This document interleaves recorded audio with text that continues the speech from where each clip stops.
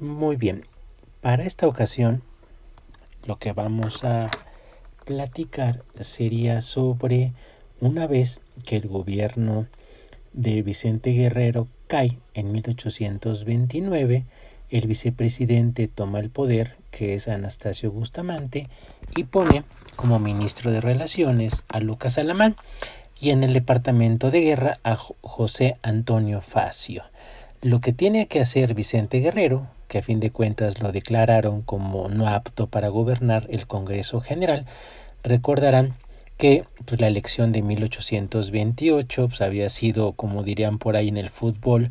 muy desaseada y nombró este Congreso General a Vicente Guerrero como presidente, aunque sabemos bien que Manuel Gómez Pedraza había ganado la elección. Pues bueno, para 1829 pues el país sigue igual en un caos político, tiene que salir huyendo Vicente Guerrero de la capital, se refugia en sus bastiones, que es allá en Tierra Caliente, por allá por Acapulco, y sabemos que Lucas Alamán, como ministro de Relaciones Interiores y Exteriores, pone precio a la cabeza de los rebeldes. Sabemos que pues Vicente Guerrero se rebela contra el gobierno, pues él quiere tomar la presidencia y pues hay un plan para apresarlo y fusilarlo y ese plan funciona. Sabemos, cuenta la anécdota, que pues estando en Acapulco hay un bergantín de el compadre de Vicente Guerrero, de Francisco Picaluga, pues lo invita a comer y pues un paseo ahí por la Virgen de la Piedra, que te muevo la pancita, como dirán por ahí mis paisanos guerrerenses, pues lo apresa y se lo lleva con rumbo a Huatulco. Allá en Huatulco hay una playa que se llama La Entrega, precisamente porque le entregan al gobierno federal a Vicente Guerrero y como bien sabemos pues dicen que le montan un juicio y el 14 de febrero de 1831 pues Vicente Guerrero es fusilado en Culiapa, allá cerca de la capital de Oaxaca.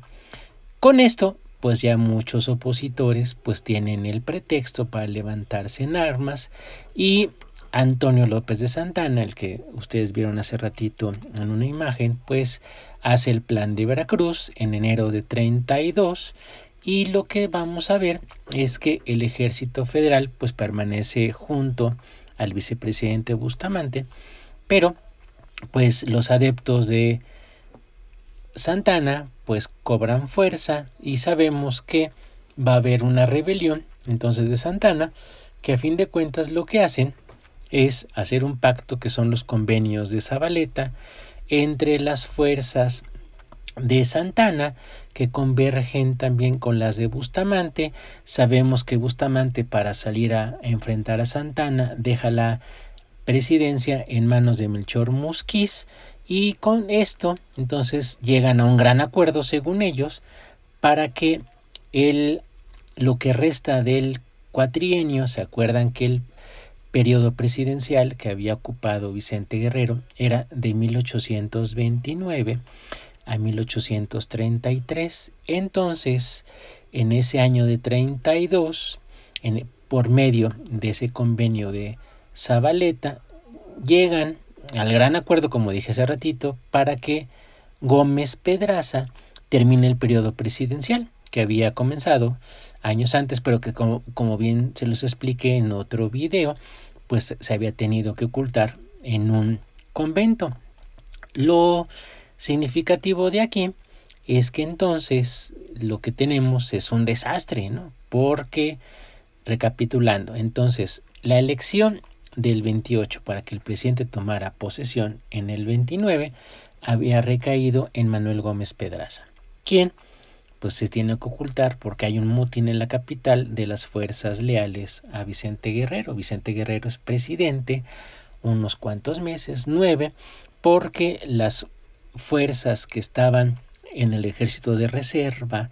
que tenían que enfrentar la invasión de Isidro Barradas, pues una vez que saben que Santana pues ha logrado vencer a estas fuerzas de Barradas, pues se revela en su contra y Bustamante pues lo despoja de la presidencia. Vicente Guerrero se tiene que ocultar, como hace rato mencionamos, en el sur, en el estado que lleva su nombre, por eso lleva su nombre, y lo que vemos es una pues traición. Lo enjuician rápidamente, sumariamente. Son 50,000 pesos los que ofrece Facio a Picaluga para que lo traicione, pues le dan el dinero. Son esos 50,000 pesos, como bien sabemos, para aquella época pues es mucho dinero. Un presidente al año ganaba 30,000 pesos. Deberían de buscar más o menos cuánto gana hoy al año un presidente, o más bien compararlo con el sueldo total que tenía el presidente Peña en el sexenio anterior. Entonces, pues vemos que igual que el país pues sigue a la deriva, todos se sienten con pues los arrestos, como dirían en el siglo XIX, para tener los poderes, y por eso vemos que se pelean unos con otros. Bustamante, Santana van a ser dos políticos que se van a quitar el poder pues varias veces, no va a ser la primera que se van a encontrar. Y vemos que también un factor muy recurrente en esta historia política que parece de novela es que van a sacar pues planes. Ya vimos el plan de Veracruz, ya vimos el plan de Casamata, ya vimos el plan de Iguala, por medio del cual pues parece que el numerito del show ya es muy conocido, ¿no? Avientan el plan, lo redactan muy bien para que la gente lo pueda conocer, lo reparten en las comandancias militares, en los ayuntamientos, hay una imprenta de por medio. Ahora sería pues por redes sociales, pero para aquel momento pues vemos que sí tiene su efecto. Entonces Santana va a ser el hombre fuerte durante muchos años, se va a encargar de tomar el poder y dejarlo con una facilidad que va a inquietar a muchos historiadores. Por eso invito a que busquen textos sobre Antonio López de Santana. Les recomiendo una película que se llama El Seductor, la novela, se llama El Seductor de la Patria, de Enrique Serna, y la película se llama Su Alteza Serenísima. Deberían de verlo ahora que puedan, que tengan tiempo. Ya sabemos que no tenemos ninguna prisa. Y entonces, pues de estos 4 años donde hay muchos presidentes, comienza siendo presidente electo Manuel Gómez Pedraza.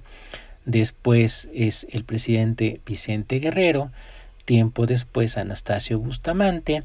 que tiene que salir a combatir a Santana. Deja la presidencia en Melchor Musquiz unos cuantos días, y después vemos también que va a ser presidente en ese periodo José María Bocanegra, para finalmente regresar a tomar la posesión. Supuestamente prácticamente sería como un arreglo mágico, según ellos, para que Manuel Gómez Pedraza, electo en 1828, pueda terminar con el periodo que había sido electo como presidente. Ya hablamos en otras ocasiones de cómo se hacen las elecciones en el país. Y entonces, para 1833, vamos a ver que va a haber otra ocasión para las elecciones. Habíamos dicho en otros videos que la elección es mediante las legislaturas locales, que son las que van nombrando, votando, y el que tenga mayor número de votos es el presidente, seguido del vicepresidente. Aquí no vemos una fórmula como la observamos en Estados Unidos, que son compañeros del mismo partido, compañeros de fórmula. En el caso mexicano, que va a traer muchos problemas, es por la elección que hacen los congresos locales, que valida el Congreso General. Y ahí lo que vamos a tener entonces sería el de mayor número de votos electorales es el presidente de la República, y el segundo lugar el vicepresidente. Y para 1833 por fin el eterno suspirante al poder, el eterno levantisco, insurrecto, Antonio López de Santana, va a ser presidente electo de 1833 para terminar su periodo 1837. El vicepresidente sería Valentín Gómez Farías. Esto nos va a llevar para que en el próximo video pues podamos ver el comportamiento político de Santana, meternos más en sus aspiraciones políticas, porque lo que vimos hasta aquí pues que ha estado ya en varios planes. Apoyó el plan de Iguala, apoyó después, hizo el plan de Veracruz, después el plan de Jalapa, el acta de Casamata la apoyó y vemos que le convino que regresara al poder en los convenios de Zabaleta para que Manuel Gómez Pedraza fuera el presidente de la República y terminara su periodo. Entonces 1833 va a señalar el arribo al poder de Santana, pero vemos que a costa de qué, los 4 años anteriores, pues vemos que el país sufrió una invasión extranjera de Isidro Barradas, 1829, el dinero pues escaseaba, el gobierno mexicano de aquel entonces pues no tenía o no podía tener tantos impuestos porque los hombres del dinero pues lo escondían, no apoyaban mucho, había una crítica bastante severa al sistema federal, ya que muchos estados pues no querían cooperar con la federación. Habíamos dicho la otra vez que en ese federalismo mexicano el poder preeminente lo tienen los diputados, no hay Cámara de Senadores y la federación pues se compone de esos 19 estados que muchas veces pues son mezquinos porque no quieren cooperar y que salga avante ese proyecto federal, y vemos prácticamente al presidente de la República mendigar tanto apoyos, dinero, y pues por eso muchas ocasiones pues se levantan en armas los demás caudillos y la entrada de este dinero prácticamente es por la aduana de Veracruz que controla Santana. Como bien dijimos, el señor Santana pues tiene una influencia importantísima en el puerto de Veracruz, que es la entrada a Nueva España, la entrada a México independiente, y es ahí donde pues dejan los impuestos y la aduana pues la controlaba Antonio López de Santana. Entonces para finalizar el tema podríamos decir que para 1831 los dos autores de la consumación, Agustín Iturbide y Vicente Guerrero, por los azares de la política mexicana, por no haber contado con la diosa Fortuna, que muchas veces se ha explicado a través de lo que menciona Maquiavelo en el libro del Príncipe, pues es un país que a lo mejor, si lo comparamos con la historia libertaria norteamericana, es un país, México, de parricidas, porque a fin de cuentas pues asesinó mediante un juicio sumario a los dos consumadores, cosa que no vemos en la historia norteamericana. Sabemos precisamente que buena parte de los que firmaron su acta de independencia después fueron presidentes y pues muchos de ellos murieron de viejos en su cama. Y en el caso mexicano vemos que tanto Agustín Iturbide como Vicente Guerrero pues van a ser fusilados por un gobierno que se dice legítimo. Esto, lo último que les acabo de decir, sería un buen motivo para que ustedes armaran una reflexión de por qué la política mexicana en esos primeros años de vida independiente es tan azarosa,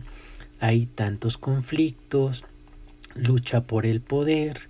los planes que están haciendo buena parte de los militares, porque vemos que parece que las cartas buenas los tienen estos militares, pues ellos deciden qué hacer con el presupuesto y la otras pues problemas graves del país, el atraso, el sistema educativo inexistente, la falta de caminos, que no hay prácticamente dinero, sería muy difícil de contrarrestar. Sería esto por hoy. Hasta luego.